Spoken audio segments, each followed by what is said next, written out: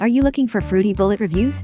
This website, fruitybullet.com, was registered on 22nd March 2022 from an Ireland address. Well, this product has gained lots of attention in a short period of around 2 months. Everyone wants to know more about Fruity Bullet blender reviews, and all this is because of TikTok viral videos and also huge success of YouTube Shorts. They have gained over 68,000 subscribers. They have millions of views and thousands of comments over them. Not just this, they have 81,000 followers on Instagram. Here also, Instagram stories are similar videos like TikTok and YouTube Shorts. Lots of viewers are coming, watching and commenting about this tiny blender available in $50. Well, we have videos and they have been seen by many, still no real buyer reviews in form of comments. People are there to have free giveaways. Everyone is commenting for free blender. We have not found buyers' remarks.